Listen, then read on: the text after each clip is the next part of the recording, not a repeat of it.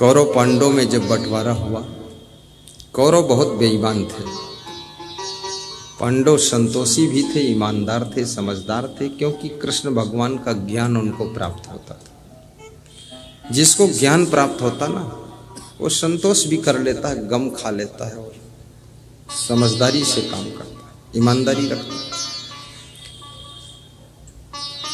कृष्ण भगवान कौरवों को भी ज्ञान देने का प्रयास तो करते थे, लेकिन कौरव लेते ही नहीं थे।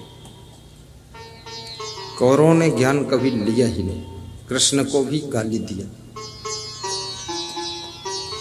जो दुर्योधन जैसे लोग होते हैं, वे ज्ञान देने वालों को भी गाली दे देते हैं, ज्ञान नहीं लेते। रावण, दुर्योधन और कंस गांव गांव में बसे हुए।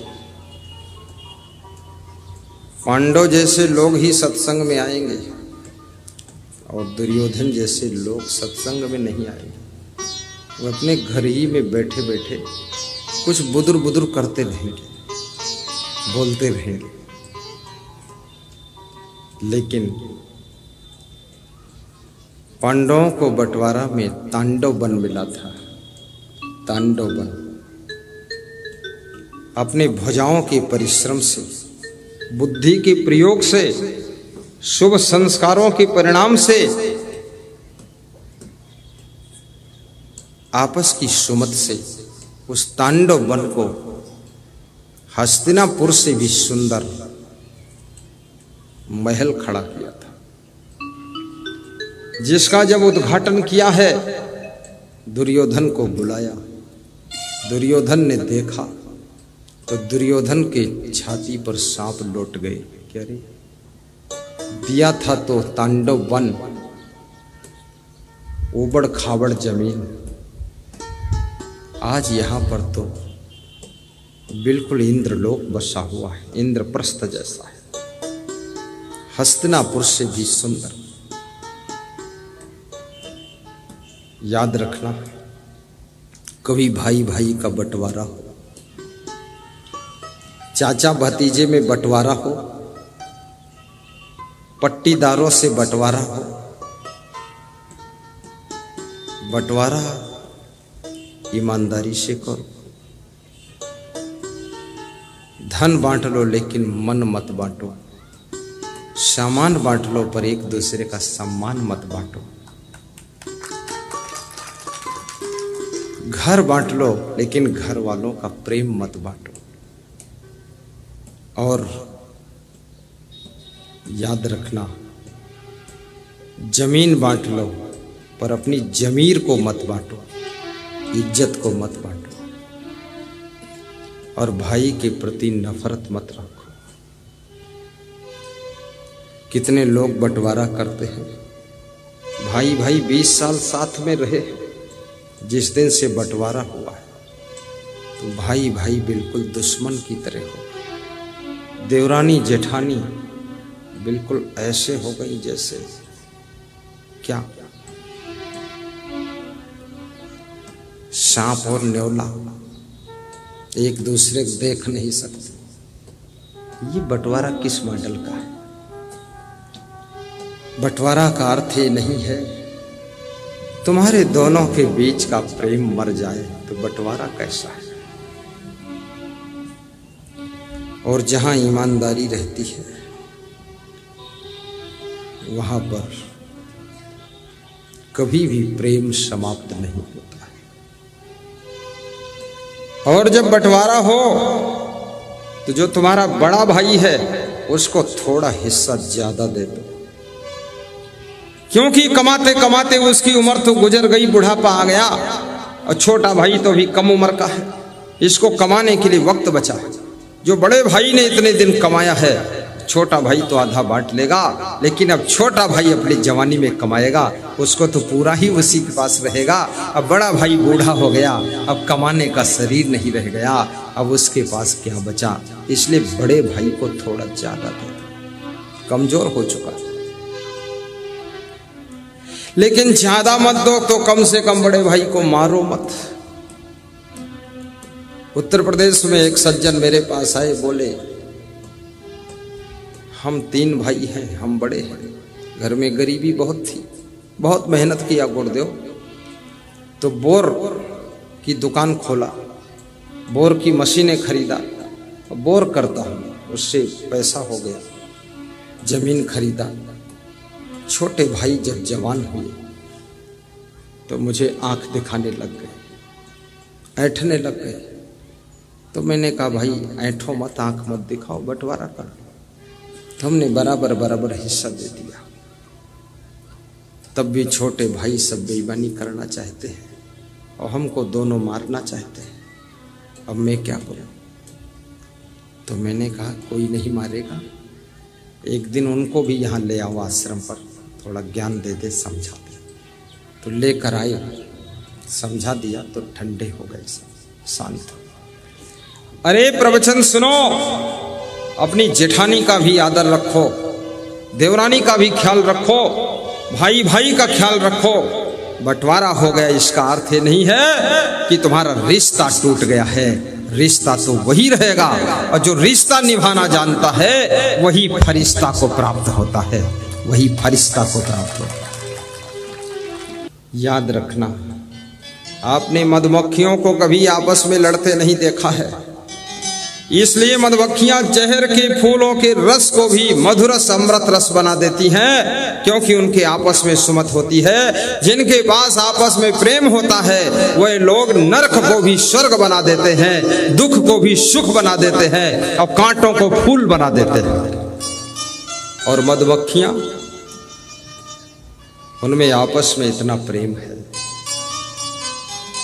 इतना प्रेम है, उनके प्रेम के कारण मधुमक्खियों का जूठा सब खाते हैं।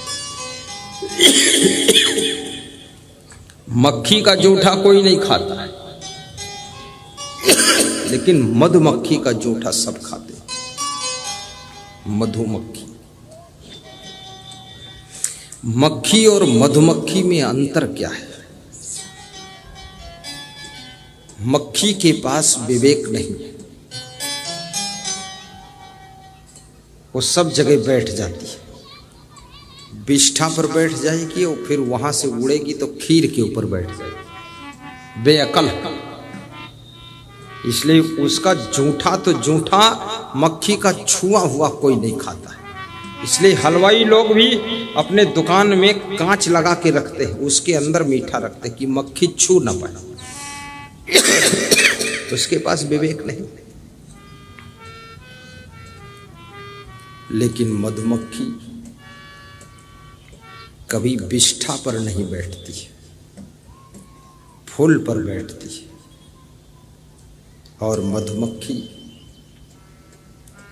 कभी फालतू जगह पर नहीं बैठती है, जहां उसको रस मिलता वहीं बैठती है, रस। और मधुमक्खी फालतू किसी को छेड़ती भी नहीं है, और मक्खी तो फालतू भी छेड़ती रहती है। कहीं तुम्हारे नाक पर बैठ जाएगी, आंख पर बैठ जाएगी, फिर अपने पैरों से गुजगुजा देगी, डिस्टर्ब बहुत करती है। हाँ, तो मक्खी ऐसा नहीं करती। मक्खी को बैठने का स्थान मालूम मुझे कहां बैठना है। जो मधुमक्खी की तरह है, जिनके पास में विवेक है,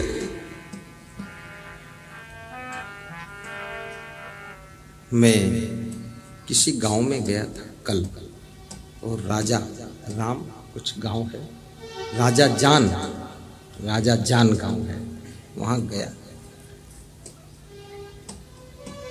तो यादव परिवार में गया था। मंजू यादव, शांति यादव, बबीता यादव, अंजू यादव, रेखा यादव, महिलाओं ने बुलाया था। सब महिलाएं ही अगुआ थी, पुरुष लोग पीछे पीछे बेचारे चलते थे। पुरुष अगर महिलाओं के पीछे भी चलने लग जाए तो भी ये गुरु जी के पास तक पहुंच जाएगा।